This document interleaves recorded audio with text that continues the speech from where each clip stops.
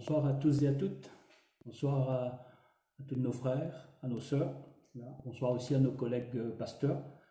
Très heureux de nous retrouver dans cette nouvelle soirée, la dernière pour la semaine, dans ce merveilleux partage de la parole de Dieu. Voilà, nous remercions le Seigneur de la grâce qu'il nous accorde, de pouvoir entendre la merveilleuse parole, de la voir tout le long de la semaine, qui est apportée par nos frères. Et certainement, elle nous fait du bien. Voilà, et je pense que ce soir encore, la parole de Dieu va encore nous faire du bien. Voilà, j'aimerais rappeler de ne pas oublier de prier les uns pour les autres, voilà, de prier pour nos frères, pour nos sœurs, quelques personnes qui réclament la grâce de Dieu en ce moment. Voilà, je ne cite pas de nom pour ne pas oublier, mais prions, voilà, prions pour les bien-aimés de notre assemblée qui traversent quelques difficultés, quelques soucis de santé et qui a besoin donc de nos prières. Et donc prions pour eux, voilà, puisque la Bible nous dit que la prière du juste a une grande efficacité et la prière de la foi sauvera donc le malade et que le nom du Seigneur soit béni. Voilà, donc pensons à eux de tout notre cœur, voilà, donc ensemble encore de persévérance, de patience, voilà, pour ce qui devront donc se faire, ce déconfinement. Voilà, prions pour que nous puissions vivre vraiment une délivrance, voilà, de toute cette situation, et que Dieu garde le peuple réunionnais, et puis que Dieu bénisse aussi les autres pays, les autres îles, et que ce virus soit vaincu dans le nom de Jésus. Voilà, ce soir, en quelques minutes, très simplement, voilà, nous allons partager la parole de Dieu, et cela va se faire autour de cette pensée, la foi. Voilà, la foi. La foi est quelque chose vraiment d'extraordinaire, de merveilleux. Je crois que c'est aussi le moyen que Dieu nous a donné pour pouvoir justement vivre dans le temps présent les bénédictions qui sont en Jésus-Christ, et aussi par cette foi de persévérer aussi pour celles qui sont à venir. Je crois que Dieu nous a laissé la foi à chacun pour que nous puissions vivre pleinement dans la victoire de Jésus. Alors, avant de commencer, nous allons prier le Seigneur, si vous voulez bien. On va prier Dieu pour que Dieu vous bénisse. Et ce soir, dans ce rendez-vous de la foi, dans ce rendez-vous donc avec les uns et les autres sur cette page donc Facebook des AD2 de Dieu de Saint-André, voilà, à tous ceux qui écoutent, voilà, attendons-nous au miracle, attendons-nous à la grâce de Dieu, attendons-nous à la manifestation même du Seigneur, là où vous êtes, parce que le Dieu que nous servons est un grand Dieu, il est tout-puissant et il est au-dessus de toutes choses.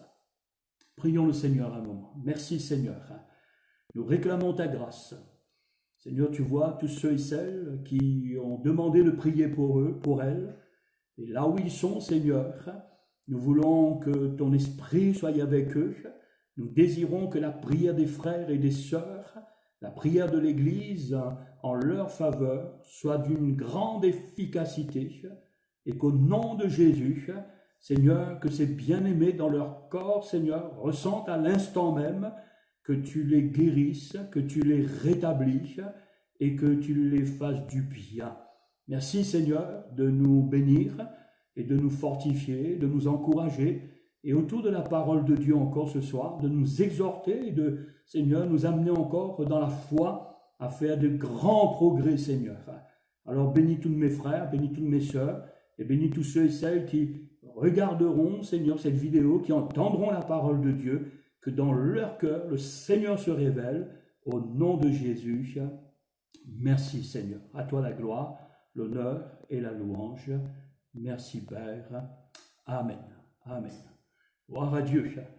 Voilà, quelle merveilleuse grâce que Dieu nous accorde les uns et les autres. Alors, partageons cette pensée, la foi. Voilà, la foi. Alors, j'aimerais lire dans Luc chapitre 18, dans cette parabole du juge inique. Nous ne lirons pas le texte, l'histoire, mais nous lirons la conclusion de ce récit que nous rapporte Jésus. Donc au verset 8, donc Luc chapitre 18 au verset 8, il est dit ceci, je vous le dis, il leur fera promptement justice, mais quand le Fils de l'homme viendra, trouvera-t-il la foi sur la terre? Alors je relis pour vous cette deuxième partie du verset 8 qui nous intéresse ce soir. Mais quand le Fils de l'homme viendra, trouvera-t-il la foi sur la terre? Alléluia, gloire à Dieu. Voilà, c'est une question, voilà, et c'est Jésus qui la pose, et à ceux dont il justement adresse cette parabole, il va leur dire, mais quand moi je reviendrai, voilà, alors trouverai-je la foi sur la terre? Voilà. Donc c'est une question importante, me semble aussi que nous devons y réfléchir. Voilà. Il semble ici que le désir du Seigneur, c'est que la foi que vous et moi nous avons aujourd'hui, nous devons la garder jusqu'à la fin. Et nous devons vivre dans la foi et par la foi. Nous devons être des gens, des hommes et des femmes remplis de foi. Au-delà du retour de Jésus, puisque je ne veux pas parler du retour de Jésus, puisque Jésus dit ici, lorsque le Fils de l'homme donc reviendra, ou viendra plutôt, hein, voilà, donc trouvera-t-il la foi. Mais pensons un instant, si le Seigneur venait là, nous visiter, voilà, si le Seigneur venait se manifester à chacun de nous, voilà, trouverait-il la foi dans ton cœur? Trouverait-il la foi dans mon cœur? Si là, ce soir, il se manifesterait, voilà, s'il venait là et il se manifesterait à ton cœur, voilà, il se révélerait à vous et à moi, est-ce qu'il trouverait la foi? Voilà. C'est ce que le Seigneur souhaite, c'est ce que le Seigneur veut. C'est s'il nous rencontrait à l'instant, trouverait-il la foi? La foi pour pouvoir justement, voilà, nous communiquer, nous donner toute chose avec lui. Trouverait-il la foi pour être lui-même reçu dans un bon accueil et ainsi voir sa gloire, sa puissance? Voilà, c'est la question de Jésus.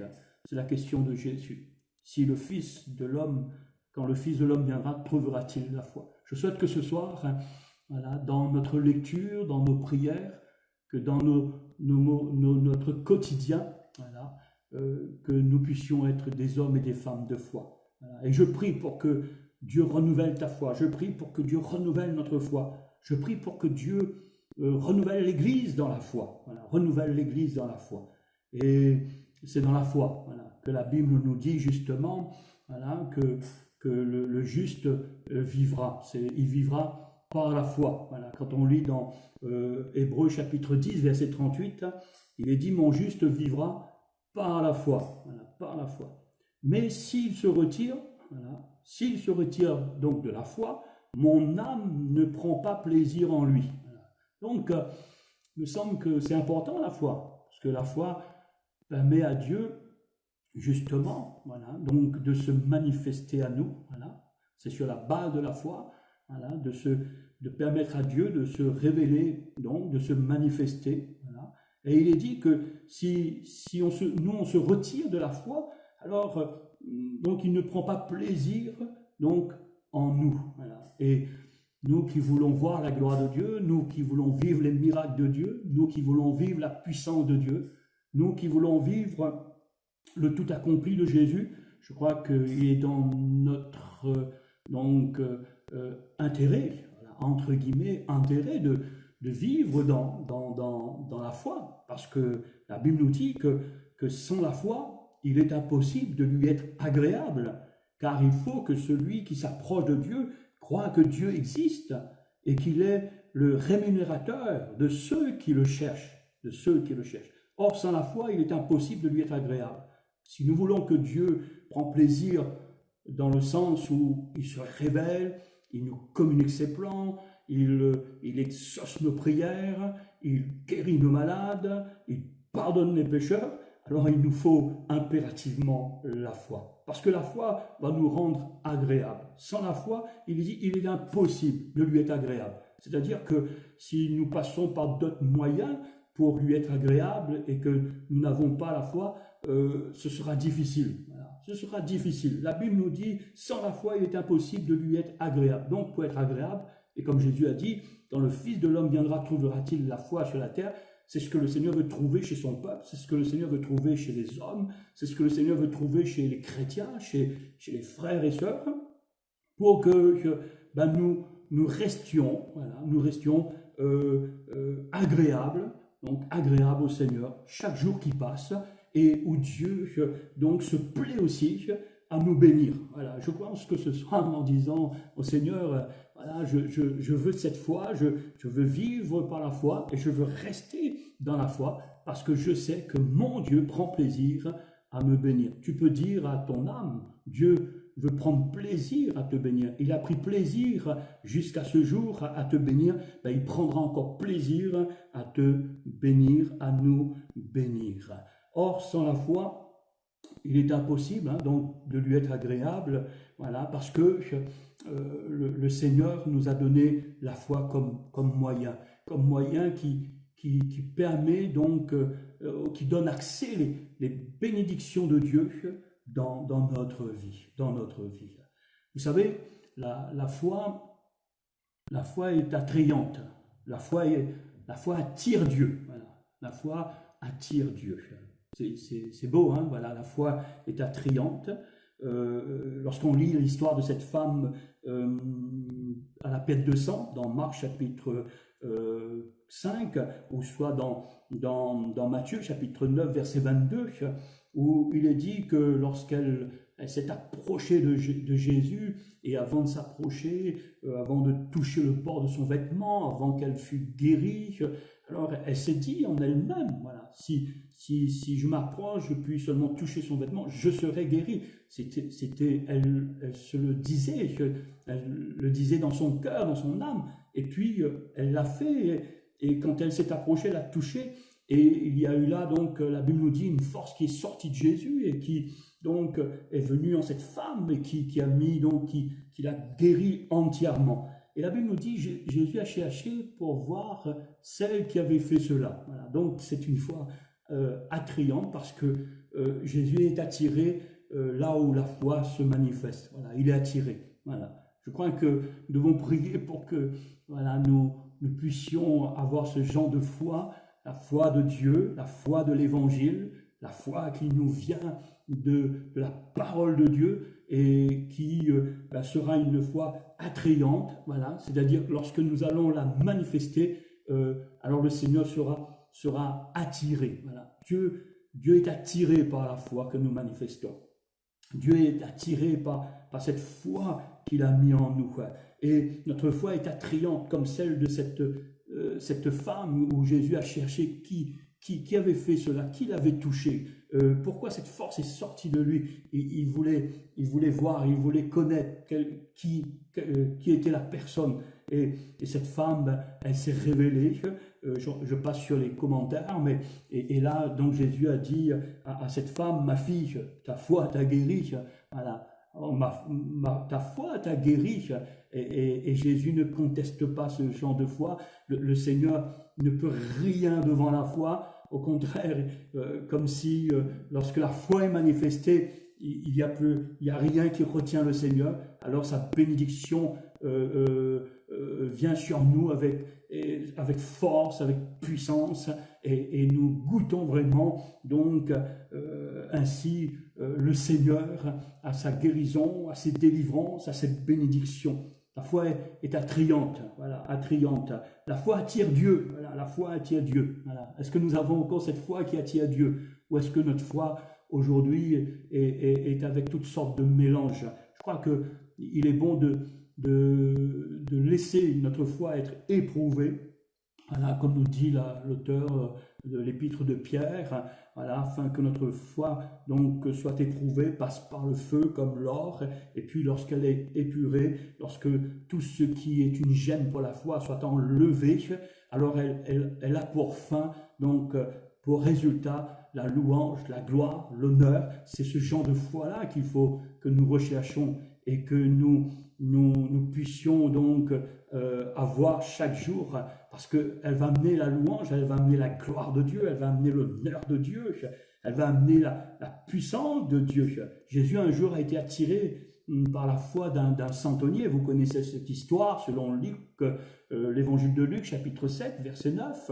Voilà. La Bible nous dit ceci: lorsque Jésus entendit ces paroles du centenier qui disait dis un seul mot et mon serviteur sera guéri, et lorsqu'il l'avait entendu dans ce qu'avaient rapporté les hommes du centenier qu'il avait envoyé. Donc, la Bible nous dit que lorsque Jésus a entendu ces paroles, il admira le centenier et se tournant vers la foule qui le suivait, et dit, je vous le dis, même en Israël, je n'ai pas trouvé une aussi grande foi. Voilà. Et quand nous rajoutons le récit de Matthieu, le même récit, Matthieu chapitre 8, verset 13, Jésus lui dit, qu'il te soit fait selon ta foi. Et à l'heure même, le serviteur fut guéri. La foi qui attire le Seigneur. Le doute n'attire pas le Seigneur. L'incrédulité n'attire pas le Seigneur. Au contraire, ça crée la distance entre nous et Dieu. Mais quand nous manifestons la foi ne fait qu'attirer Dieu. Voilà. Dieu est attiré par la foi que nous manifestons. Et vous savez pourquoi? Parce que la foi ne vient pas de l'homme, parce que la foi ne vient pas de la religion, parce que la foi vient de la parole de Dieu. Dieu est attiré par ce qui est de la nature de Dieu, de ce qui est de Dieu, de ce qui vient de Dieu.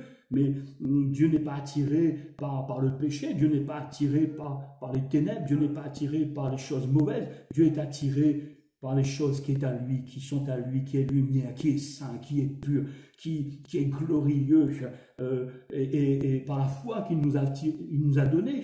Alors, il est attiré par cette foi qu'il nous a donnée, parce que c'est le moyen qu'il nous a donné justement pour que les choses soient rendues possibles, que les choses soient rendues accessibles. Et vous savez que sans la foi, il est impossible pour nous, les hommes, de nous approprier les bénédictions de Dieu. C'est pour cela qu'il nous a donné la foi, pour que maintenant, nous la manifestons en la personne de Jésus-Christ, notre Seigneur et Sauveur. Alors il est attiré. Et quand Dieu est attiré par ce qui est à lui, alors il ne peut que bénir, il ne peut que accorder son approbation, il ne peut que exaucer, il ne peut que justement donc honorer la foi de tous ceux et celles qui le cherchent. Il est dit, il est le rémunérateur, il récompense la foi. La foi est attrayante, la foi attire Dieu, voilà, parce que la foi ne peut qu'attirer les choses d'en haut. Voilà, la foi ne peut qu'attirer les choses du royaume. La foi ne peut qu'attirer Dieu, le Père, le Fils et le Saint-Esprit. Alors ce soir, oui, je prie un instant en disant, Seigneur, donne-nous ce genre de foi, cette foi qui vient de Dieu, cette foi qui vient de la parole de Dieu, cette foi qui nous amène justement à aller chercher les choses d'en haut, les choses de Dieu, les choses qui donc de Dieu, les choses qui viennent de Dieu, les choses qui nous sont données par la foi en Jésus-Christ. Je poursuis la pensée après avoir dit justement l'importance que le Christ trouve chez nous la foi, que la foi est attrayante, que la foi attire Dieu. Et j'arrive à ce point où Jésus est lui-même notre exemple dans la foi, voilà, de la qualité de cette foi, voilà, de la puissance de cette foi. Jésus est notre exemple. Voilà. Jésus, vous le savez, quand il était sur la terre, il était parfaitement Dieu, mais il était aussi parfaitement homme. Voilà. Nous le savons, voilà, nous le savons. Et je l'ai souligné, Jésus parfaitement homme. En tant qu'homme, Jésus a montré à ses disciples ce que c'est la foi, ce que c'était la foi par des démonstrations de puissance. Jésus a montré ce que c'est la foi. Et lorsqu'on voit dans les évangiles, Jésus, dans la foi, en tant qu'homme, Jésus a manifesté la foi, il a parlé à la tempête, Lorsqu'il a parlé à la tempête a obéi et tout est rentré dans l'ordre et tout est redevenu calme. Lorsqu'il a parlé au figuier, donc le figuier a séché. Lorsqu'il a parlé donc aux démons dans cette histoire du démoniaque de Gadara, alors ceux-ci lui ont demandé de les permettre d'aller dans ce troupeau de pourceaux et ainsi Jésus les a permis et ils se sont précipités des pentes escarpées, ils se sont jetés dans la mer. Ils étaient obligés d'obéir. Lorsqu'il a parlé aux lépreux, alors le lépreux a été purifié, je le veux, sois pur. Lorsqu'il a parlé à la jeune fille, donc en parlant de la fille de Jairus qui était morte, et lorsqu'il a parlé à cette jeune fille en disant donc jeune fille lève-toi, et la fille, donc cette jeune fille est revenue de la mort à la vie. Jésus est notre exemple dans le domaine de la foi. En tant qu'homme, Jésus a manifesté la foi. C'est pour cela qu'il nous recommande, c'est pour cela qu'il nous exhorte, c'est pour cela qu'il nous demande d'avoir la foi. Voilà. Jésus, en toute chose, est notre modèle et notre exemple. Et en tant qu'homme, il a aussi donc ainsi manifesté la foi. La foi, donc, pour nous amener justement à nous montrer que si, comme lui, nous manifestons la foi, nous aussi, nous allons vivre de grandes choses. Nous allons vivre les choses de Dieu. Nous allons vivre les choses donc accomplies donc en la personne de Jésus. Vous savez, Marc, dans l'évangile de Marc, chapitre 11, verset 22, Jésus a pris un jour la parole, justement en parlant de ce passage du figuier. Il leur dit donc, après que Pierre avait remarqué que le figuier dont Jésus avait maudit et qui avait séché, Jésus va leur dire ceci dans le verset 22, « Ayez foi en Dieu. » Voilà. Ayez foi en Dieu. Ayez foi en Dieu. Il leur a enseigné sur la foi. Il les a exhortés dans le domaine de la foi. Et Jésus a dit, je vous le dis en vérité, si quelqu'un dit à cette montagne, ôte-toi de là et jette-toi dans la mer, et s'il ne doute pas en son cœur, mais croit que ce qu'il dit arrive, il le verra s'accomplir. Voilà cette foi que le Seigneur veut trouver chez toi, chez moi, cette foi de l'évangile de Dieu, cette foi même de Dieu, cette foi de Jésus-Christ, cette foi, Jésus en tant qu'homme, il veut que cette foi-là soit en nous, pour que nous vivions les mêmes choses, nous vivons donc et nous expérimentons les choses de la part de Dieu. C'est pourquoi, dira Jésus, je vous dis, tout ce que vous demanderez en priant, croyez que vous l'avez reçu et vous le verrez s'accomplir. Vous le verrez s'accomplir. Ah, merci Seigneur pour cette foi. Voilà, la foi. Quand je regarde Jésus, je veux la foi de Jésus. Voilà. Est-ce que vous voulez la foi de Jésus? Voilà. Voilà. Je ne veux pas la foi d'un autre, je veux la foi de Jésus. Cette foi devant laquelle rien, la mer était obligée d'obéir,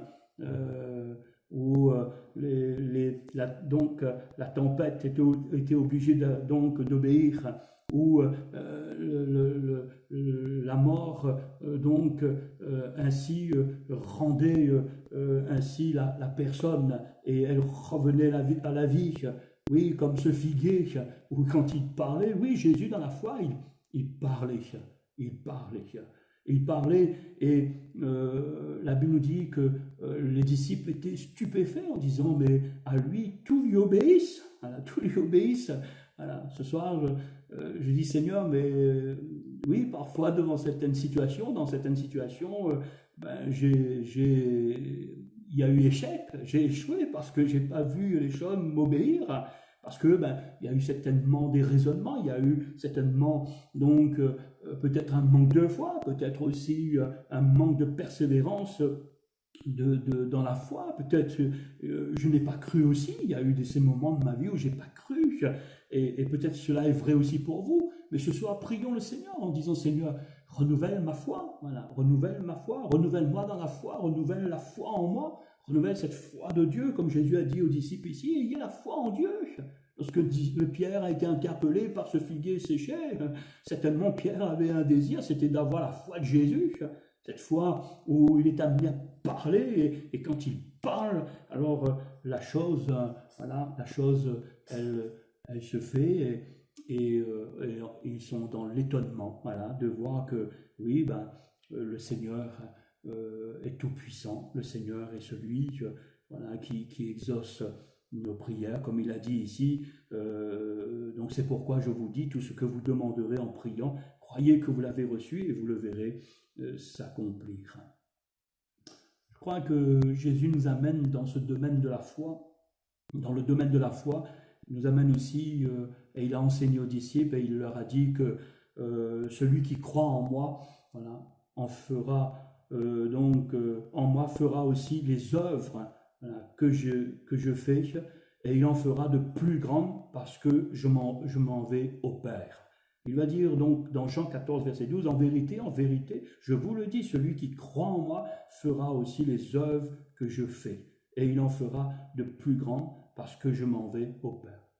En parlant des œuvres, c'est sur tout en réalité.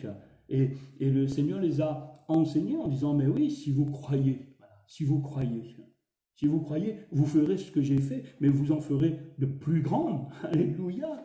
Prions pour que aujourd'hui la foi soit quelque chose que chez vous et chez moi est manifeste, et que nous nous contentons pas seulement donc de petites choses, et que nous oserions pas aller plus loin dans les plus grandes choses en disant non, mais la foi peut-être réserver ces plus grandes choses, ces plus grandes œuvres, ces choses les plus extraordinaires, peut-être c'est pour les hommes faits. Et j'arrive à cet autre point qui m'interpelle, qui m'a interpellé, parce que parfois il y a des gens qui pensent qu'il faut attendre d'être parfait pour manifester donc voilà, cette foi. Ils pensent que, justement, Abraham, à Moïse, à Josué, à David, on pense à des personnes du Nouveau Testament ou de l'Ancien, qu'ils étaient donc parfaits, et c'est pour cela qu'en manifestant leur foi, Dieu s'est révélé de manière extraordinaire. Laissez-moi vous dire ce soir, non, nous n'avons pas besoin d'attendre pour être parfaits, pour que nous manifestions la foi, parce qu'Abraham n'était pas parfait, Moïse n'était pas parfait, Josué n'était pas parfait, David n'était pas parfait. Et la Bible nous dit même, et Jacques dit même, nous rappelle ce passage où il est question d'Élie. Il va dire que Élie était de la même nature que nous, c'est-à-dire une nature imparfaite. Et cependant, à cause de leur foi, Dieu a fait avec eux, pour eux, de grandes choses, et Dieu a fait avec eux de grandes choses. Alors ce soir, n'attendons pas à être parfait pour manifester la foi. Voilà. Si on pense, voilà, si on pense qu'il faut être parfait, alors je pense que là, nous allons donc faire naufrage. Je pense qu'il est important pour nous de comprendre que lorsque la femme cananéenne s'est approchée de Jésus, elle n'était pas parfaite. Et cependant, Jésus a été attiré par sa foi. Et Jésus a dit donc à cette femme, voilà, que sa foi est grande et qu'il soit fait selon sa foi. Et à partir de là, sa fille a été guérie, délivrée. Je pense à Bartimée, il n'était pas parfait, mais quand il a crié vers Jésus et quand il a manifesté sa foi en Jésus, donc il a été guéri. Il a été guéri, ses yeux se sont ouverts. Non, il n'était pas parfait. Si vous attendez pour être parfait, pour manifester votre foi, vous allez vivre donc malheureux, vous allez vivre pauvre, spirituellement parlant, vous allez être triste dans votre vie. Non, je pense qu'il ne faut pas que nous attendons être parfait, parce que s'il faut attendre que je sois donc parfait pour manifester ma foi, alors j'aimerais dire ceci, alors ma foi ne s'attendrait plus à la grâce, mais elle s'appuierait sur mes mérites. Et là, c'est le naufrage. c'est le naufrage. C'est le naufrage. Non, ma foi doit trouver toute sa source en Jésus. Jésus est la source de ma foi. La grâce est la source de ma foi. La parole de Dieu est la source de ma foi. Je n'attends pas que je sois parfait, sinon ma foi va donc s'appuyer sur mes œuvres, sur mes capacités, alors que la foi, elle ne trouve que sa source en Dieu, en sa parole, en Jésus-Christ. Donc, n'attendons pas pour être parfait pour manifester notre foi. Manifestons-la tout simplement. Voilà, tout simplement. Jésus a dit, donc justement, dans cette parabole, dans ce passage de l'évangile de Marc, chapitre 11, verset 22, voilà, et il va dire justement, si je vous le dis en vérité, si quelqu'un dit à cette montagne, ôte-toi de là et jette-toi dans la mer, il va rappeler justement si on avait la foi, si on a la foi comme un grain de sénévé. Voilà. Donc, pour dire à une montagne, jette-toi dans la mer, il ne faut pas que nous attendons que nous soyons parfaits. Voilà. Mais il faut simplement manifester cette foi. Voilà. Même si elle est petite, mais Dieu nous l'a donnée. C'est à nous de la semer, c'est à nous de la manifester. Même si nous ne sommes pas parfaits, oui, Dieu va honorer notre foi. Dieu va travailler avec notre foi. Et je rappelle que dans l'épître aux Romains, dans l'épître aux Romains, au chapitre 12, sauf erreur de ma part, au verset 3, il est dit que Dieu a donné à chacun une mesure de foi. Voilà, une mesure de foi. Que tu sois un peu moins parfait que l'autre, ça cause en rien de manifester sa foi. Voilà. Tu peux la manifester parce que tu as reçu comme lui, comme les uns et les autres, une mesure de foi. Voilà. Et c'est cette mesure de foi-là qu'il nous faut manifester. Et alors, à ce moment-là, nous allons donc être capables justement de dire à la montagne, voilà, ôte-toi et jette-toi dans la mer. Et si tu ne doutes pas en ton cœur, mais si tu crois que ce qu'il dit arrive, ben, il le verra s'accomplir, dit le Seigneur Jésus.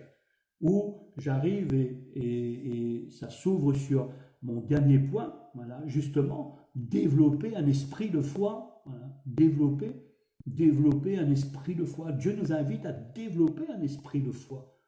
Jésus, en tant qu'homme, nous a laissé voir l'esprit de foi qui était le sien. Voilà. Il manifestait cette foi. Il le vivait et le Seigneur veut que nous développions cette mesure de foi qu'il nous a donnée, que nous développions un esprit de foi. Je crois que l'Église aujourd'hui doit encore développer un esprit de foi. Nous devons non seulement au milieu de nous développer un esprit de foi, mais nous devons développer en nous un esprit de foi. Lorsqu'on lit dans 2 Corinthiens chapitre 4 verset 13, il est dit « Et comme nous avons le même esprit de foi, voilà, de foi, qui est exprimé dans cette parole de l'Écriture, j'ai cru, c'est pourquoi j'ai parlé. Voilà, c'est pourquoi j'ai parlé. Développons un esprit de foi. Ah, as-tu cru dans le Seigneur? Et je pense que tu as cru dans le Seigneur. J'ai cru dans le Seigneur. Nous avons cru dans le Seigneur. Et si nous avons cru, donc nous avons reçu cette mesure de foi. Et si nous avons reçu cette mesure de foi, alors parlons. Parlons comme Jésus a parlé à la tempête. Parlons comme Jésus a parlé aux démons. Parlons comme Jésus a parlé aux malades, comme il a parlé à chacun, à chacune, et où il y a eu la manifestation de sa puissance, où il y a eu des guérisons, des miracles. Nous aussi parlons, parce que Jésus montre ici que si nous parlons à la montagne, voilà, avec cette mesure de foi, si nous développons cet esprit de foi, ben la montagne va se jeter dans la mer. Développons cet esprit de foi au milieu de nous. Vivons-la pleinement. C'est la foi ici, donc, dans cette pensée, c'est cette qualité spirituelle qui nous rend agréable à Dieu parce que nous développons un esprit de foi. Voilà. Dieu veut que nous parlons. Jésus a parlé. Et quand Jésus parlait, donc, les choses s'exécutaient. Et il y avait là la démonstration de la puissance de Dieu. Oui, il ne faut pas seulement dire donc que j'ai la foi, mais il faut parler, développer un esprit de foi. Voilà. C'est pour cela que Paul dit, et il va rappeler ce passage de David, j'ai cru et c'est pourquoi j'ai parlé, quand vous croyez dans le nom de Jésus, ben, il faut parler. Voilà, il faut parler. Il faut parler. Comme quelqu'un a dit un jour, ne parle pas donc à Dieu de ta montagne, parce que c'est pas Dieu ton problème, mais c'est la montagne. Parle à ta montagne. Et ce soir, quelle est ta montagne? Les problèmes, la maladie, les difficultés, telle et telle chose. Ben, parle au nom de Jésus. Par la foi, parle.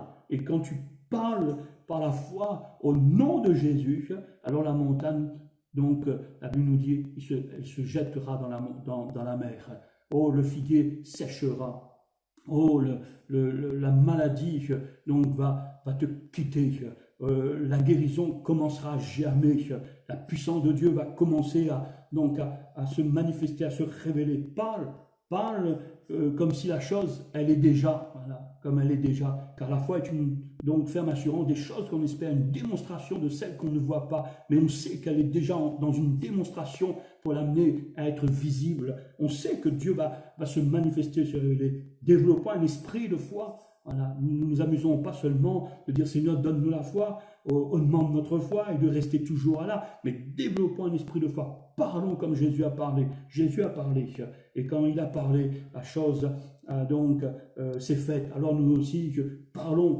Parlons donc dans la foi. Parlons pour que justement nous qui avons cru, parlons pour que d'autres puissent croire. Parlons pour que ceux qui entendent la parole de Dieu puissent être sauvés. Comment croiront-ils s'il n'y a personne qui prêche? Nous qui avons cru, il est dit, c'est pourquoi donc j'ai parlé. Parlons, parce que Dieu veut que nous puissions donc ainsi nous-mêmes goûter à sa puissance, mais que d'autres aussi puissent goûter à sa puissance. Et je souhaite que dans ta maison ce soir, donc que vous développiez un esprit de foi, que dans la maison de Dieu, nous puissions développer un esprit de foi, parce que nous voulons voir les miracles, nous voulons voir les guérisons, nous voulons voir la puissance de Dieu au milieu de nous.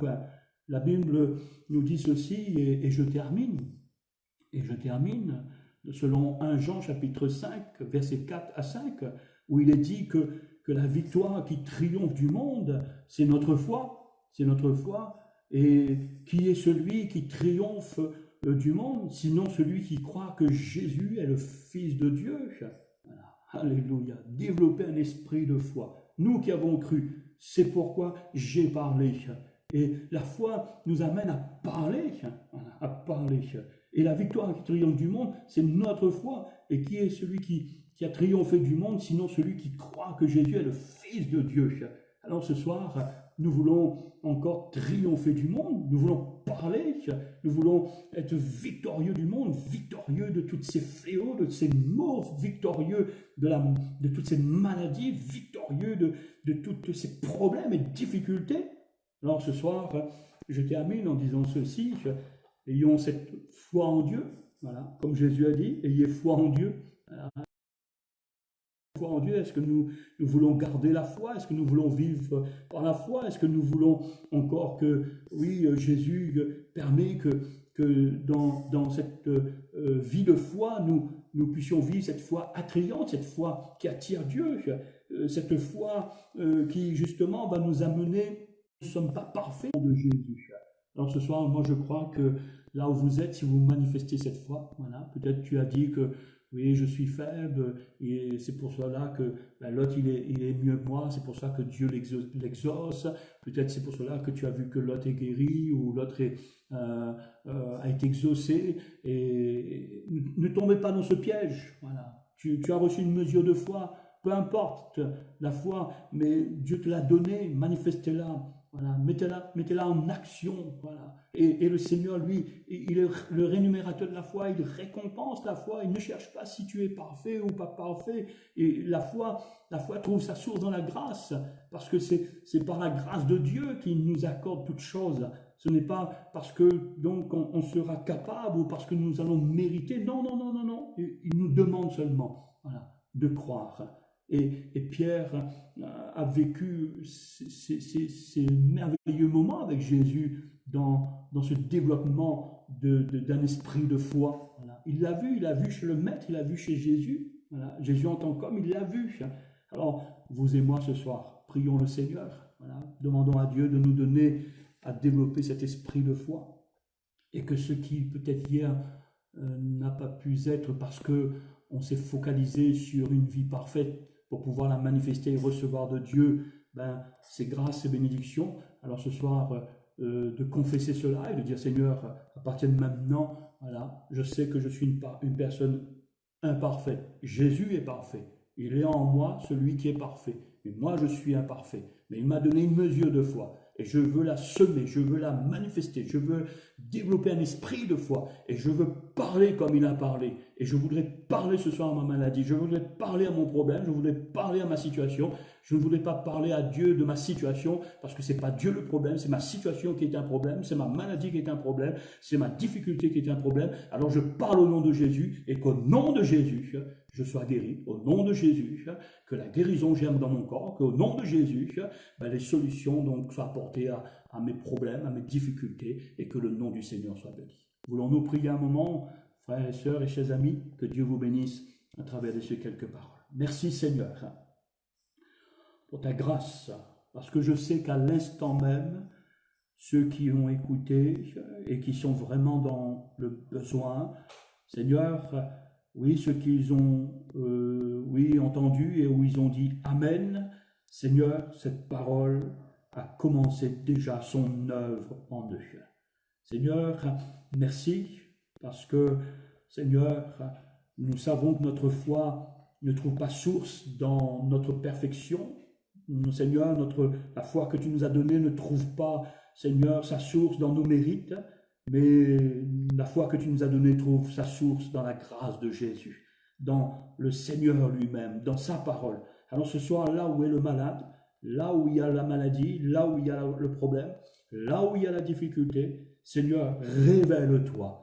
Oui, viens nous rencontrer, Seigneur. Oui, viens nous rencontrer, viens te révéler à nous, Seigneur.